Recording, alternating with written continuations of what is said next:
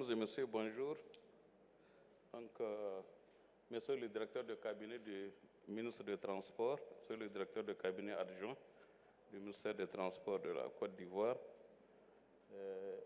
mesdames et messieurs les représentants des différents pays invités, bon, particulièrement je vois le Sénégal et le Maroc, plus d'autres États, et monsieur le représentant de la commission de l'UMOA, madame la commissaire générale du FISAT, madame Maïté Bamba, chers exposants et organisateurs, membres de la presse et médias.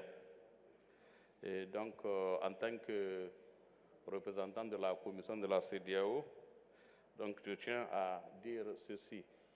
La CEDEAO réaffirme son engagement à encourager des événements de ce genre, car, comme vous le savez, nous avons beaucoup de défis dans le secteur des transports. Et c'est lors de tels forats ou symposiums que plusieurs thématiques peuvent être discutées, peuvent être échangées en apportant des solutions endogènes justement à ces défis. Et comme l'a dit le président du comité scientifique, plusieurs thématiques ont été échangées, comme celle, moi, ce que j'ai relevé, donc sur la facilité de transport, la question du financement, la question des corridors de développement, la sécurité routière, les problèmes logistiques et approvisionnement, la digitalisation, et ainsi que ce que j'appelle en lien avec la transition énergétique, avec les véhicules électriques. Et naturellement, il y a l'aspect exposition, qui est une des grandes composantes de ce forum, et le networking aussi. Et pour nous, ce genre d'initiative renforce en fait notre visibilité pour éviter de restreindre notre rôle, bon, quand je dis notre, en fait la CEDEAO, uniquement aux questions politiques ou aux questions de paix et de sécurité. Parce que très souvent, ce qu'on a remarqué, c'est vrai, au niveau de la commission de la CEDEAO, nous avons un gros problème. Aujourd'hui, les citoyens ne connaissent pas réellement le vrai rôle de la CEDEAO ou surtout ses réalisations.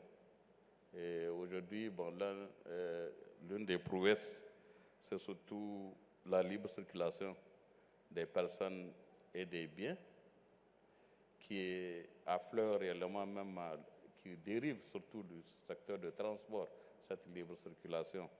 Mais elle est toujours on roule sans visa, mais quand même, il y a toujours des barrières tarifaires et non tarifaires qui persistent. Et justement, c'est lors de ces échanges qu'on essaie de voir comment faire face à ces barrières. Je parle de visibilité, donc on profite justement pour dire que la CEDEAO intervient en réalité dans tous les domaines qu'on puisse imaginer, puisqu'on fonctionne comme un gouvernement. Tous les domaines, l'agriculture, l'environnement, le transport, l'énergie, les télécoms, l'eau, l'éducation, la culture, jeunesse, sport, tout est pris en charge.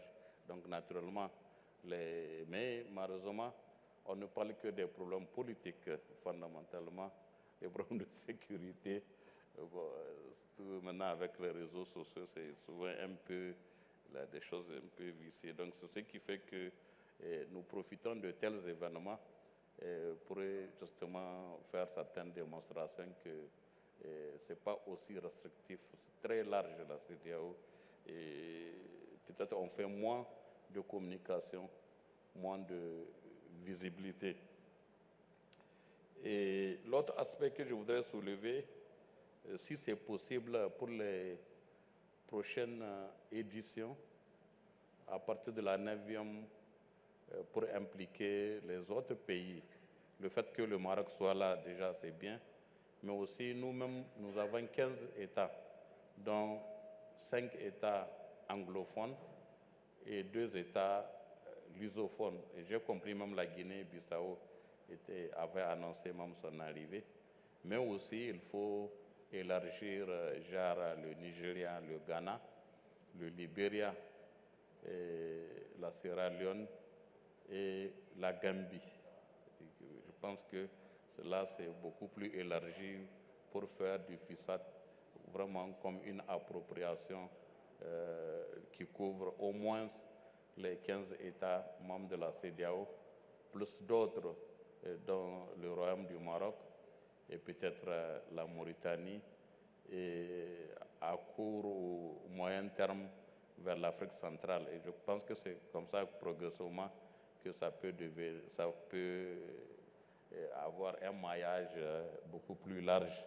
Et nous, au niveau de la commission de la CEDEAO, vraiment, nous sommes prêts à vous accompagner, honnêtement, pour les prochaines éditions. Et quand je dis accompagner, même pas des subventions, mais faire de notre mieux pour susciter une participation active, au moins de nos 15 États membres, qu'ils soient francophones, lusophones ou anglophones. Ça, on peut le faire sur d'autres aspects. Par exemple, je crois que, comme vous le savez, du 27 de ce mois au 2 décembre, nous avons le CIREX du côté énergie, mine, gaz, pétrole.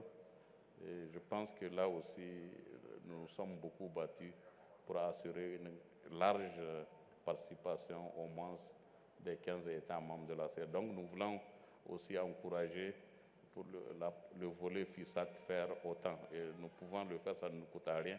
Dans tout le cas, c'est notre rôle même de le faire. Et comme je l'ai dit, on profite nous aussi de ce genre d'événements pour assurer notre visibilité. Donc ça nous arrange en réalité.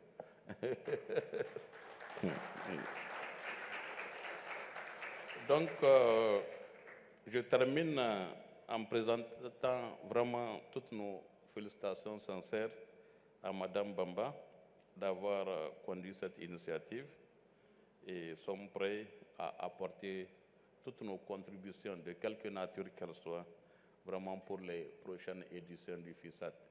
Et même chose, nos remerciements vont également au ministère des Transports de la République de Côte d'Ivoire. Et comme vous l'avez dit, nous avons reçu des courriers et nous avons même parlé du FISAT dans d'autres occasions. Chaque fois quand, par exemple, nous avons des réunions des experts en charge des transports ou des ministres en charge de... Parce qu'au moins, on fait une réunion par an. Donc, on profite pour briefer, pour présenter l'événement dans le cadre du marketing et de la visibilité même de l'événement. Donc, sur ce, je vous remercie de votre aimable attention. Thank you very much.